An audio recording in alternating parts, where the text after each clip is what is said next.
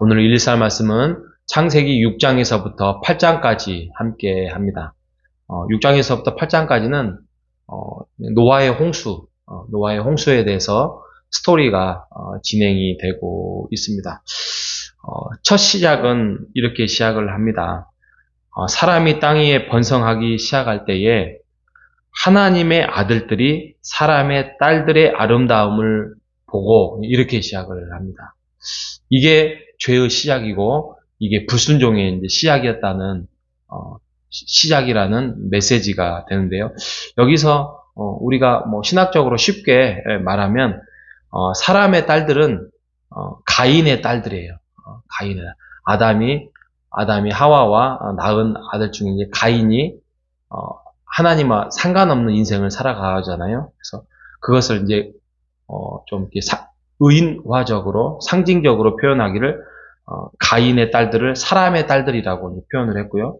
하나님의 아들들은 하나님이 선택하고 하나님이 인도해 주시려고 하는 그러한 사람들, 그러니까 셋의 아들들.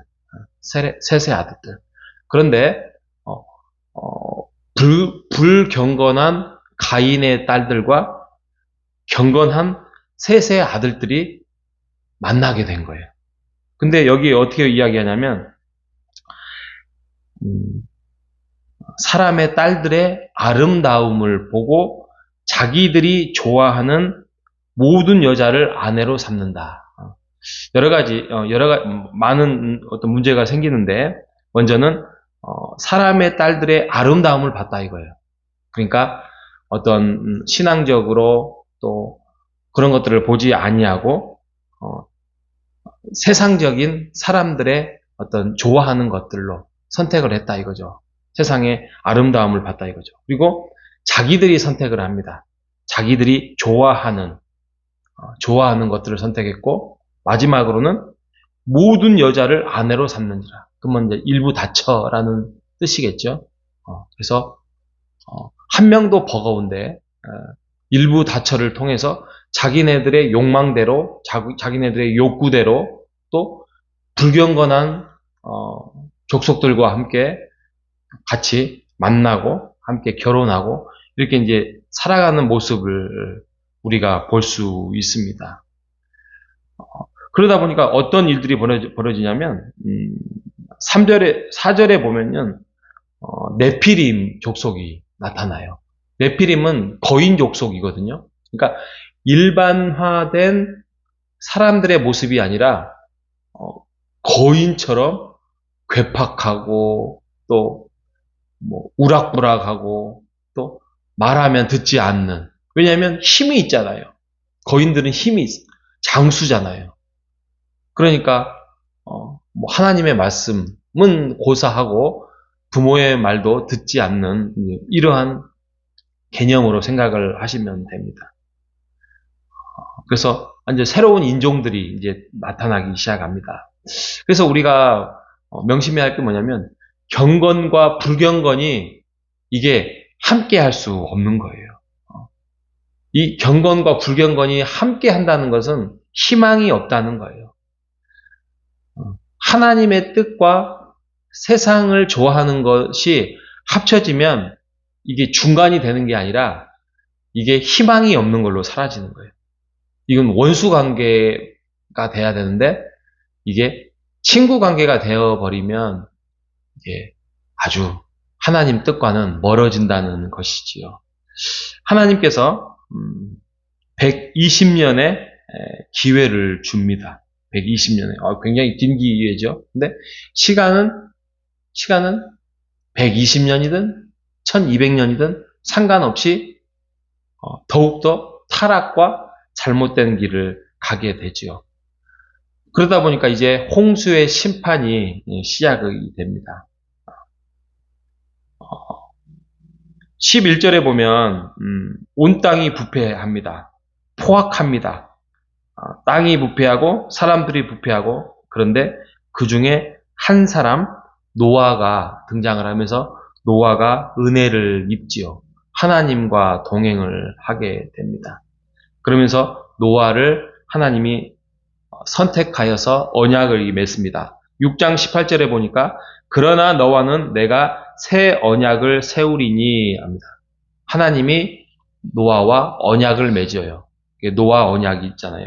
그런데 하나님이 노아를 선택해서 맺었던 그 언약으로 인하여서 방주에 들어가는데 노아만 구원받은 게 아니라 너는 내 아들들과 내 아내와 내 며느리들과 함께 방주에 들어갔다 합니다. 그러니까 하나님이 노아를 선택했지만 이 노아만의 구원이 아니라 개인의 구원이 아니라 집안의 구원, 가정의 구원이 이루어져요. 그래서 우리가 뭐 남편이든 아내든 믿는 자의 하나님과의 믿음으로서의 고백하는 삶이 얼마나 소중하다는 것을 우리가 기억을 해야 될 것입니다. 나의 한 사람으로 인하여서 하나님의 은혜가 우리의 가정과 또 우리의 집안에게 함께 그 언약의 영향력이 미치시기를 간절히 바랍니다. 5절에 보면 7장 5절에 보면 노아가 여호와께서 자기에게 명하신 대로 다 준행하였다. 그러니까 언약을 이스라엘 백성들에게도 줍니다. 근데 어떤 왕은 잘 지키지만 어떤 왕은 지키지 않습니다. 무시하고 뭐 선지자를 가두고 죽이고 하는 사람들. 유대인들도 그렇죠. 율법을 자기네들이 소중히 여겨요. 근데 그 율법이 가지고 있는 하나님의 뜻을 자기의 뜻보다는 더 무시하다 보니까 온전하게 하나님의 뜻을 따르지 못합니다. 그러니까 노아는 하나님께서 주신 그 언약, 그 약속을 7장 5절에 보니까 명하신 대로 다 준행하였다라고 말씀을 합니다. 하나님이 좋아하는 것은요, 하나님의 말씀이 주어졌을 때, 하나님이 말씀하실 때에 이것을 준행하는 거. 이게 뭐죠? 순종하는 거. 하나님은 순종하는 것을 무지 좋아하십니다.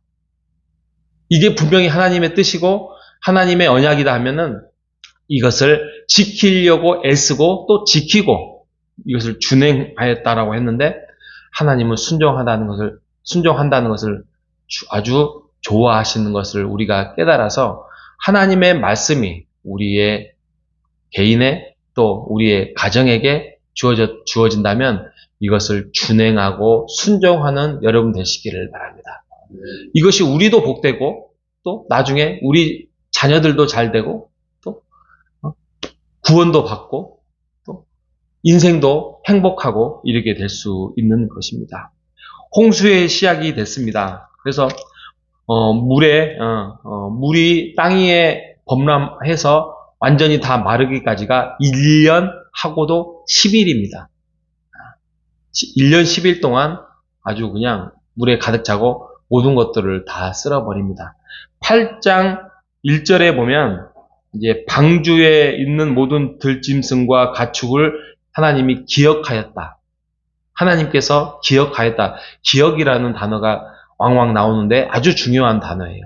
하나님께서 은혜를 베푸기 시작하였다. 하나님이 구원을 베푸기 시작하였다라는 메시지를 알리기 위하여서 언제나 기억이라는 표현을 합니다. 그래서 하나님이 바람을 땅 위에 불게 하심에 물이 줄어들었다. 이제 구원이 시작되었습니다.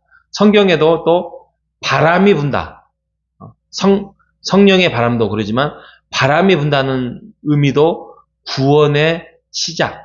이렇게 여러분들이 이해하시면 될 것입니다. 자, 말씀을 마치려고 합니다. 우리가 노아의 스토리는 너무나도 잘 알지요. 어렸을 때부터 그림책으로도 많이 보고 뭐 부모님을 통해서도 듣기도 하고 또 주일학교에서 듣기도 하고 또 자라나면서 예배의 말씀을 통해서 너무나도 많은 스토리를 말합니다. 이게 정말 실화인가?